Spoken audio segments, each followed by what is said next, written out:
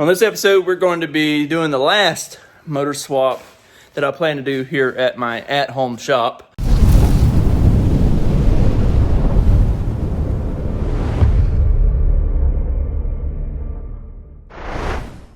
I have a 8th gen SI here on the lift, and we're putting a JDM K24A RBB, which is the equivalent of a JDM K24A2. Just figured I would take you guys along and show you the stuff that you'll need to swap in the event that you pick up a JDM K24A, such as this one right here. This one came from eBay, and I don't know which one of the JDM distributors it came from, but they're pretty much all the same if you're getting the RBB version. And they'll look kind of similar to this. Got the regular intake manifold there, and they have this unique alternator design that's only from the Japanese market. It's different than the USDM. So there's definitely some things on here that we're going to have to change over to this one. You can see why we're changing this one, right? The customer actually drove this car here, but it was smoking very bad and it was leaking water. Well, the water was leaking behind the starter. You can see all the residue here where they had run down the block. And so he thought maybe the thermostat was bad, and turns out that's not the case, right? So I drained the oil out of it, and the oil looked exactly like this, but you see also the coolant. That's where coolant should be. I've already got the water pump housing off of this, but the coolant was also milky. I have no idea how this car was running. It's amazing to me that it was still running, but it was. But we're going to be swapping quite a few things from this. We got to swap the water pump housing. I'm going to swap the crank pulley. I have to swap the oil pan because it has the mount, the rear mount, integrated into the oil pan. So we'll have to swap that. I'm also going to swap over this oil cooler. You can see it's here on the block. We're going to swap that over because the TSX version doesn't have that.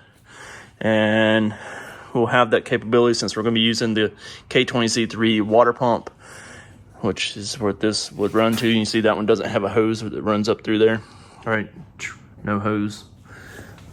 All right. So we'll get all this stuff swapped. Also, we'll have to swap the post mount, which is this thing here. We'll have to use a 02 to 06 Honda CRV post mount. Ideally, in the perfect world, we would go ahead and upgrade to the K24A2 oil pump, which is like the 02 to 04 Acura RSX Type S.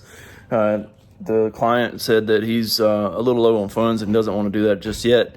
So we're going to, forego doing that for now. And also you could upgrade the 50-degree VTC gear, which is in the timing. The K24A has the 25-degree VTC, and it just doesn't, give the cams the optimal timing to make the most power they can make. So it's still going to be a strong motor. It's going to run good. It's going to be way better than this nonsense here. We're just going to work through this thing and see what we can get accomplished tonight. Today I went ahead and pulled the motor out. You see I've got these straps up here. It's just where I was lifting it up off the ground to get it onto these jack stands. And that way I could go ahead and get the intake manifold off, because I'm also going to be swapping this intake manifold. It was a direct swap onto this motor. So we've got to swap the intake manifold, the water pump housing, the oil cooler off the back, crank pulley. We've also got to swap over the crank position sensor, which is right here. And then that one, you can see the VTC actuator is broken, right? But it's the same as this one, so we're going to swap this one over to that one. The only real doozy on this is we have to do a lot of cleaning because all this nastiness is in everything. I've already cleaned this water pump housing a lot, and there's still a little bit of goop down in there, and I've cleaned it very much. But it looked like this coming out of that.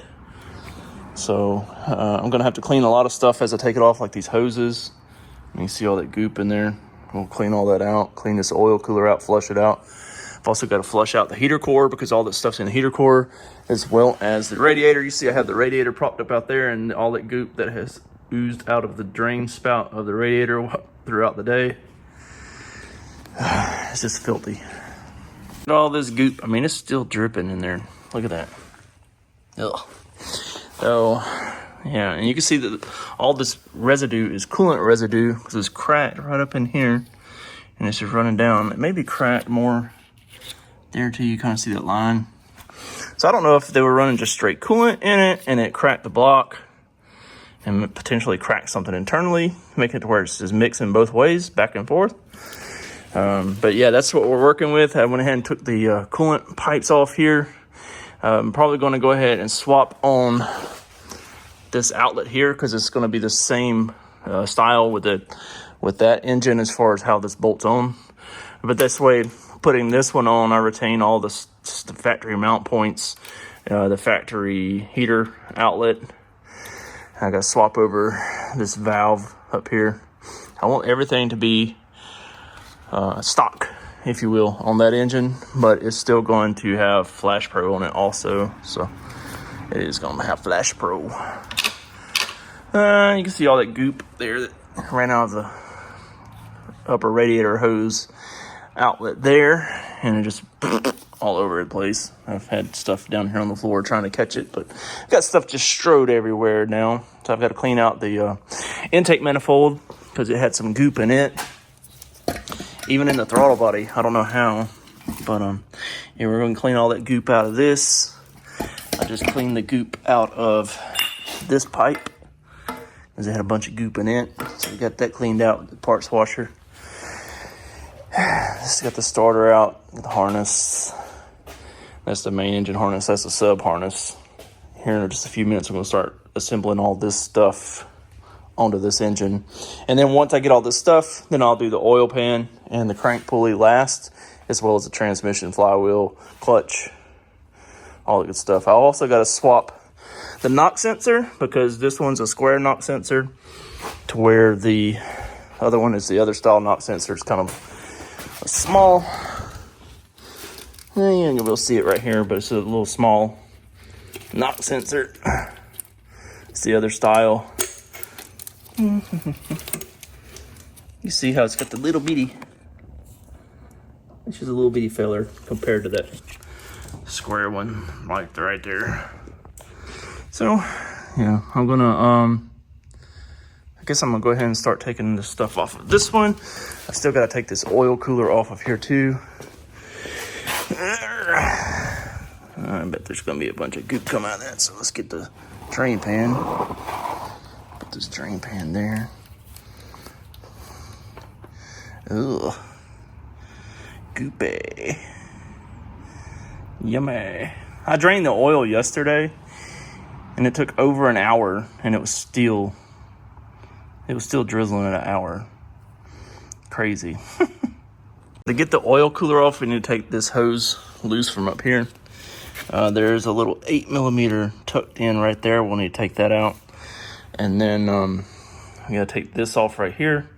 It's just let's use a socket. I'm not sure what size. I think a 27. I'll let you know in a second whenever I take it off. This hose here is already disconnected, so we just have to disconnect that one up in there. Like I said, I think it's an 8. And then this whole thing will come off. And then I'll show you how we're gonna take the original piece off of that engine so that we can screw this one into that engine. I misspoke on that little bolt that was right here holding that hose. That's actually a 10mm, not an 8mm. And then the screw that goes through here, through the oil cooler, that's a 30mm. And this is it after I cleaned it up. So 30mm. It just goes right here and then turns that whole piece out. And then this will come off, and that's the piece that the 10mm goes through right here.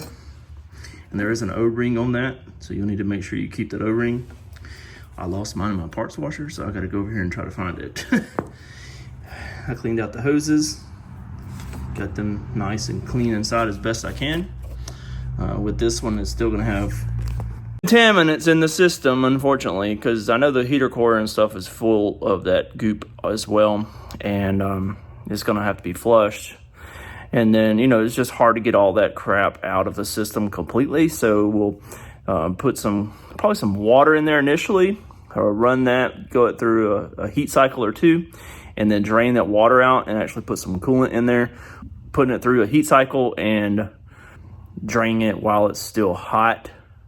That'll assist in getting all that goop out of it, ideally. So we are going to do that. Right now I need to try to find this O-ring that goes on this oil cooler. And then I guess I will start assembling this stuff on this other engine. Well, I've got the K24A, the front of it disassembled, got the water pump housing off, intake manifold, etc. Got most of the harness off up here, and you can see just the junk over here. So we have to change out this stud right here, because that one is, you can see how long it is compared to my hand there. And this one here, you can see how short it is. Now this one right here is the same length, so we don't have to worry about that one. But we'll have to take this one out of here, and then we'll have to take that one out of there. There's a couple ways to do this. We can either take vice grips and get a hold of the shank here. Don't put the vice grips on the thread. You don't want to mess with the threads. But we can get the vice grips and put them here and turn that out. The same thing for there. Or we can take a couple of the nuts. Let's see if we can find some like these. Okay, the 14. So you'll put it on there backwards. Put one on there backwards. All right, and then you put one on there forward. Okay, and then you take a 14 wrench. Put a 14 wrench on the back side, and you put a 14 wrench on the front side.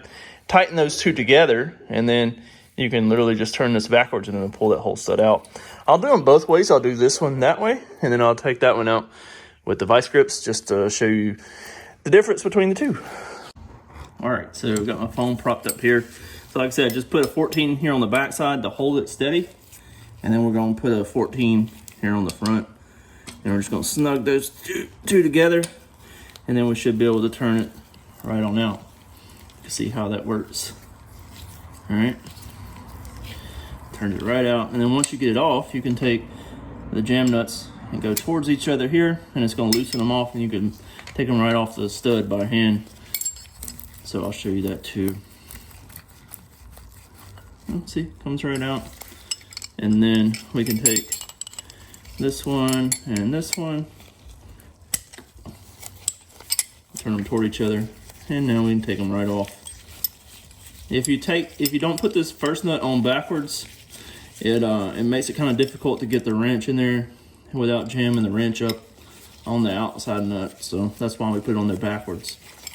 So just a heads up. And you see, takes it off relatively clean, no damage. And there's the two nuts we used.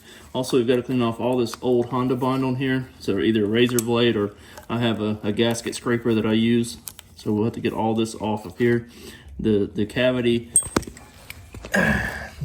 in here is your PCV cavity, so it's supposed to look like that. This is your water port. It has an O-ring on this, so I recommend replacing the O-ring. Yeah, or you could put a little Honda bond on your old O-ring and smack it back on there. But it needs to have Honda bond all around this so it doesn't leak oil, because the PCV system can get oil in it. And then for the vice grip method, like I said, just grab it behind the threads. You don't want to grab the threads because you don't want to mess the threads up. So I just kind of clipped it on there kind of tight. I kind of got them at an angle so that whenever I'm turning them, they won't hit anything like the mount here and potentially this stud down here. So you see mine just clears it, but it's spinning it out. Both methods work. Sometimes if you do it like this and it doesn't want to turn, it could score the shank, but again, the shank doesn't really matter as much. You see it comes right out.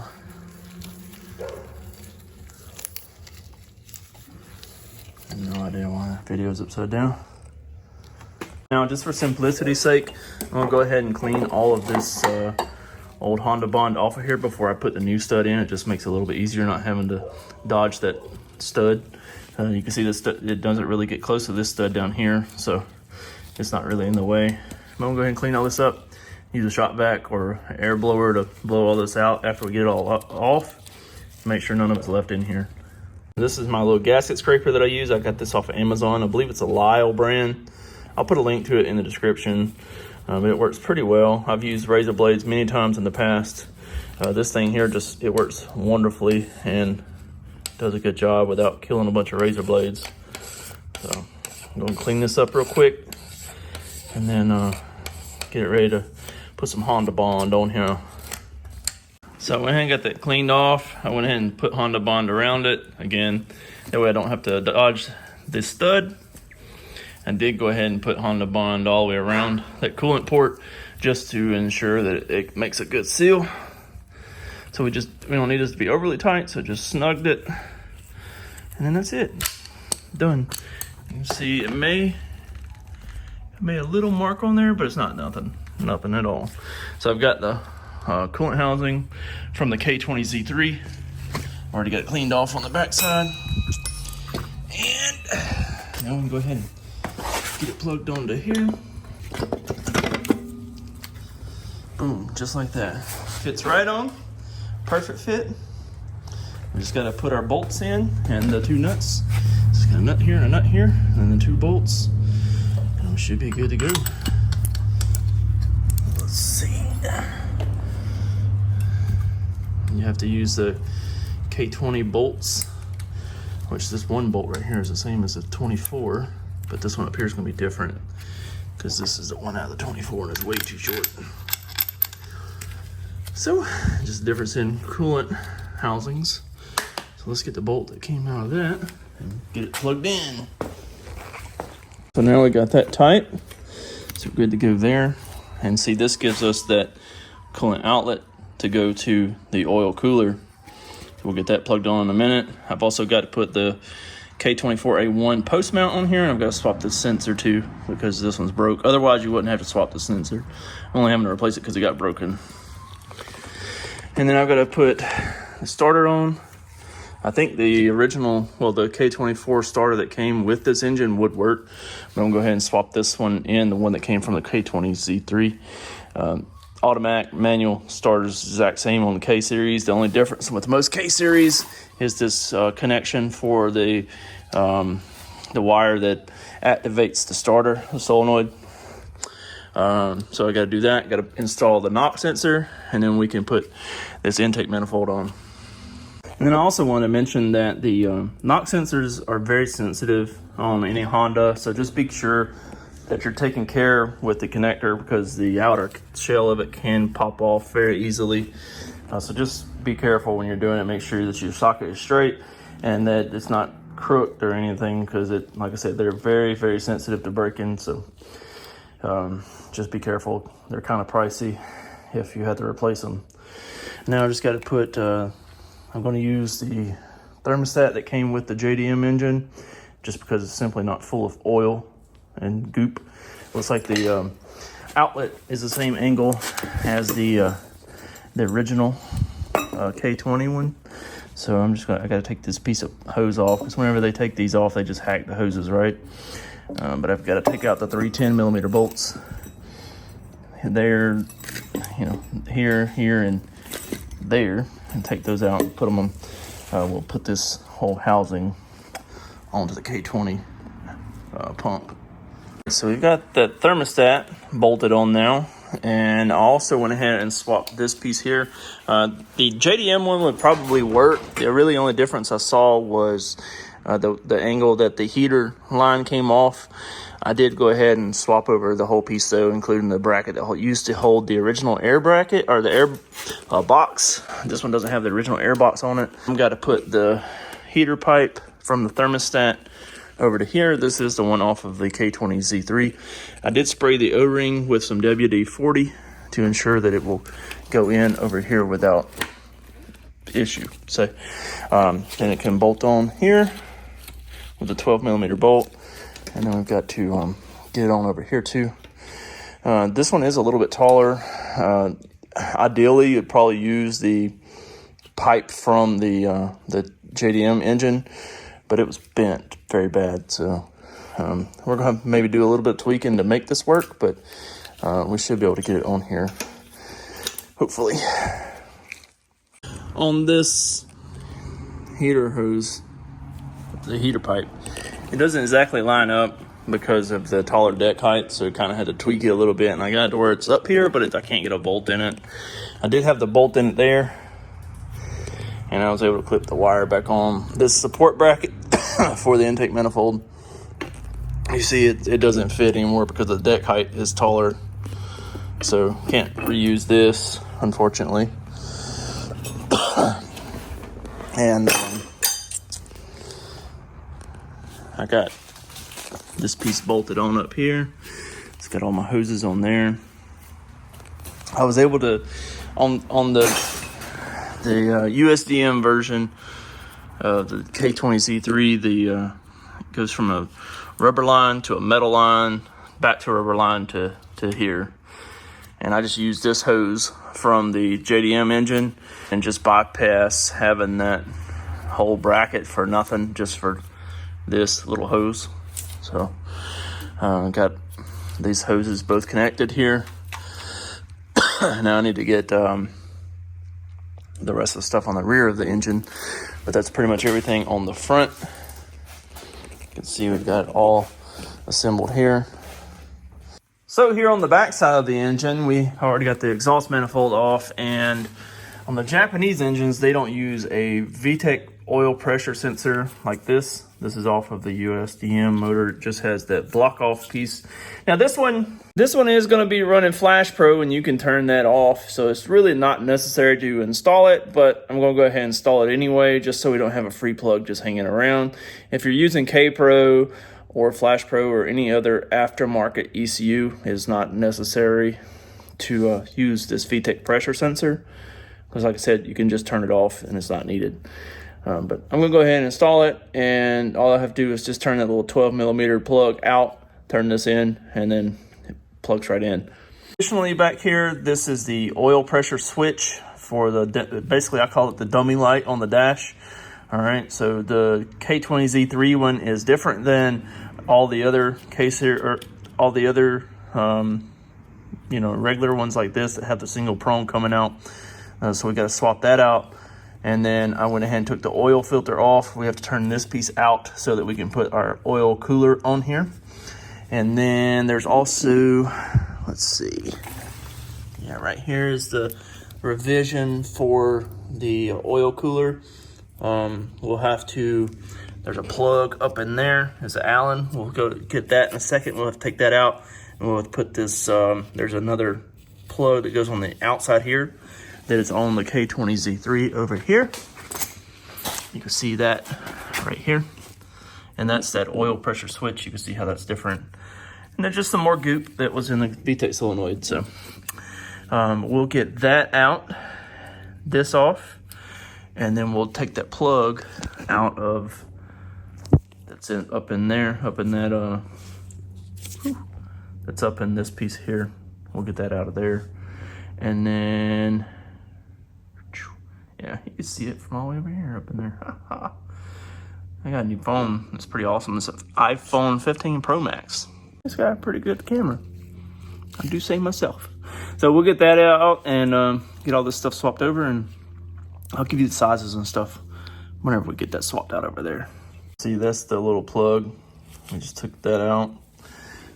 The O-ring is still in there, so we're going to take the O-ring off of this sensor. So we don't need to have a double O-ring. That's not doing us any good. Okay, and this sensor is a 22. So we'll just screw it right down in there. And then we'll take our socket and we'll just snug it down. It doesn't have to be super tight. Just snug it down with the socket and you're good to go. Okay, so we're turning the Allen out now. It's a 10mm Allen. So you can see there, 10mm. I just got it broke loose. I went ahead and got the oil pressure switch swapped out. I dropped it in the bucket of crap, and I'm still got some junk in there. We've already got that in there. I got the crank position sensor swapped out. It's just that one 10mm bolt.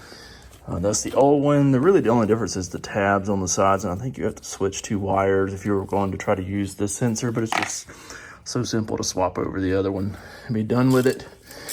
Yeah, turn this out. And then this is the plug from the K20 that will thread back in here. It'll thread back in here though. That's a 19mm. And make sure you get the crush washer that's on it too. thread this. There we go. There's our plug. All right. So it's just a plug, plugs that coolant port. And then we can go ahead and screw this in here. I just got the aluminum crush washer, just like a your drain plug on your oil pan or the transmission. Just take care to get it threaded in properly because it is very fine threads. There we go. So we'll thread that all the way in there. So what that does is it allows coolant to come out of that port here. All right, and it's already threaded for our bolt.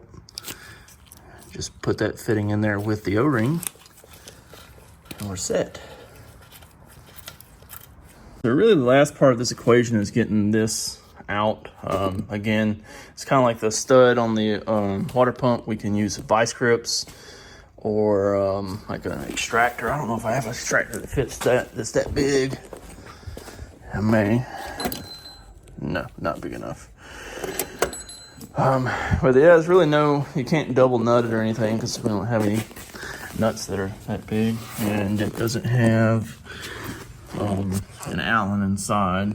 A lot of the Ford stuff that uses stuff like this, it has an Allen on the inside of it so you can turn it out. It's pretty convenient. But this doesn't have that, so I'll just use a pair of vice grips and get on here and we'll just turn it counterclockwise to get it out. All right, and so on this, I'm not as concerned with messing up the threads because I don't plan to ever reuse this piece, right? I'm just gonna throw it away. So it is spinning. I'm trying to get these on here at an angle. Let me put the phone down and reattach these, and hopefully we can get some revolutions on this thing and get it out of here. All right, see, it's coming right on out now. Okay, so once we got that out, we just need to make sure this is clean and free of debris.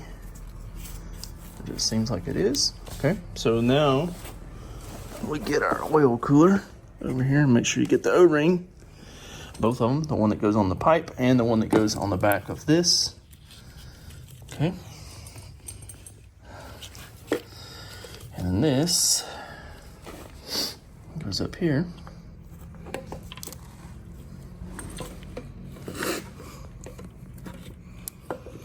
So let me put the phone down and do it, but that's it essentially goes up here like this and bolts right on with that piece there through the center of it. Yeah, there we go. So see that threads right in, and we'll tighten that with our 30 millimeter. And then we have to put our 10 millimeter bolt right down in there. Hook the lines up there.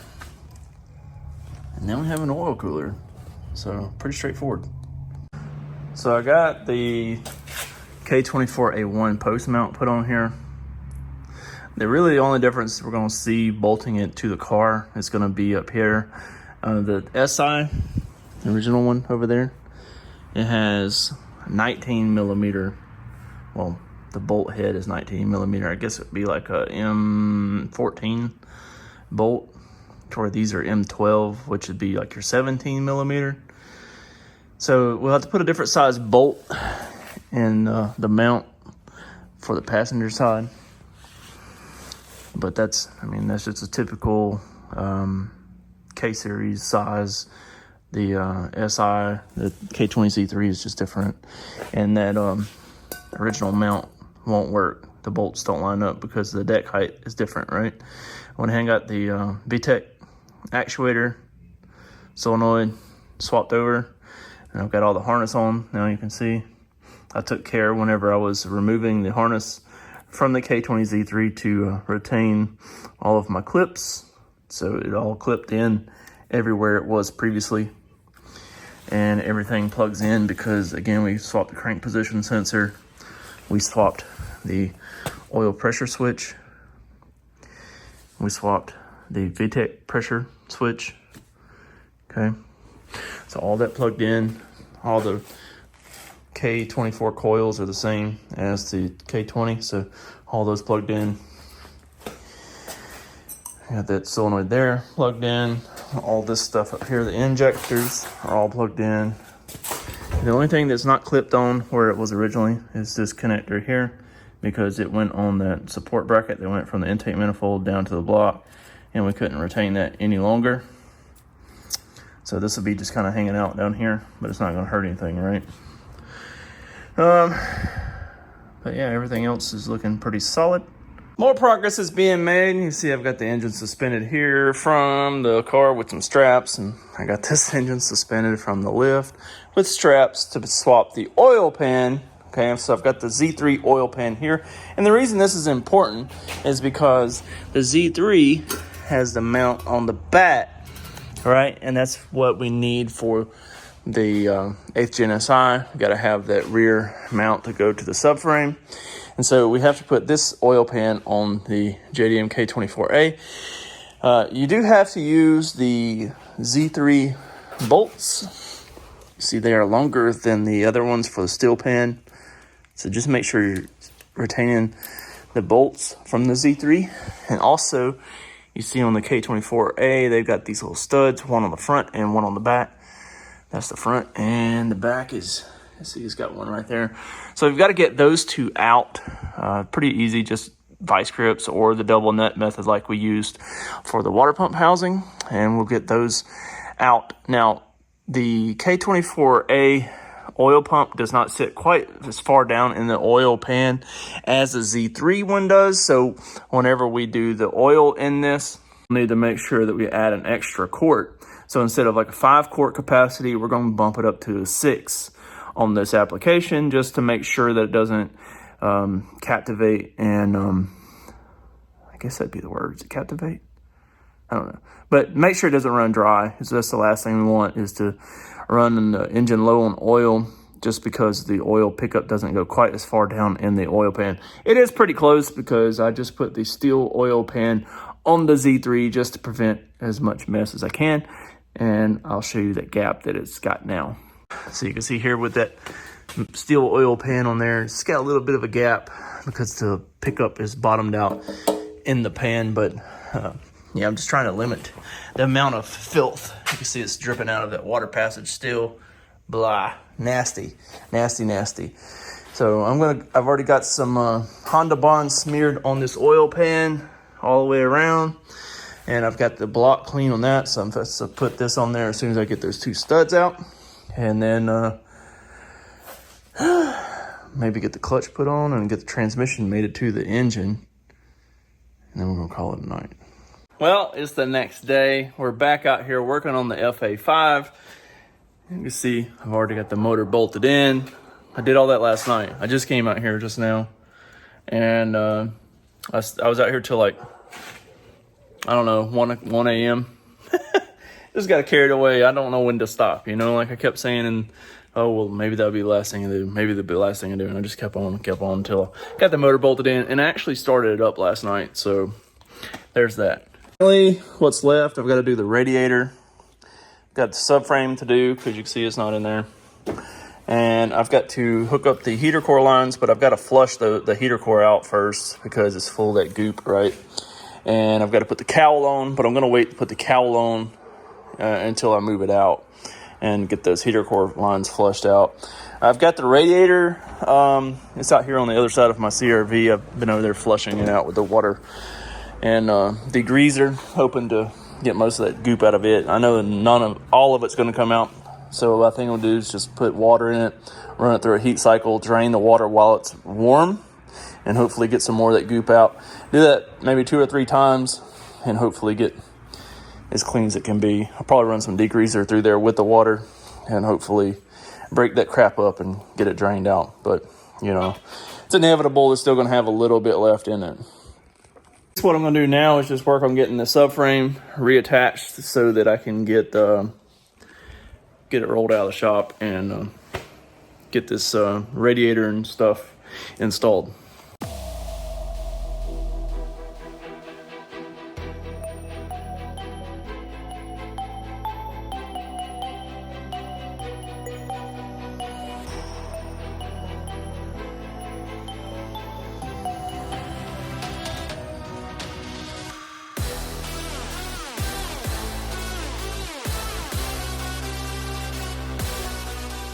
You can see we've got the wheels back on it now, so the subframe's back in. I'm gonna start it up and pull it out of the shop Got my van out of the way. Flush this heater core. And I'm going to reconnect the steering shaft or the steering column to the, I guess the power steering down here, the rack and pinion. But it's easier if I pull it forward and get it to where I can open it and not interfere with the door in the lift. But the wheels are straight because I straightened them before I took it apart. So I'd be able to pull it out, hook all that back up.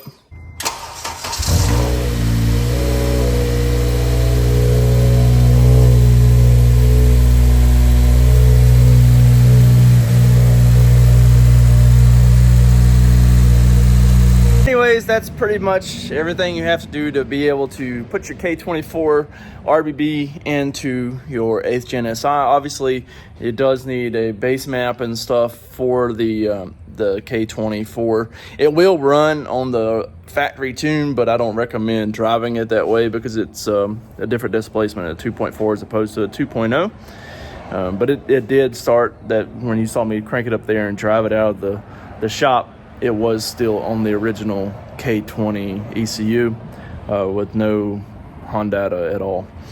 So, but that's pretty much the gist of how to do everything. It's been a couple weeks now, and I'm actually set up here in my new shop. I'm just trying to close out this video, so that's what I'm doing here. So, thanks so much for tuning in. If you have any questions, be sure to drop them in the comments below, and I try to look at all those and answer all those questions. So. Thanks for stopping by and watching this video. See you on the next one. Peace.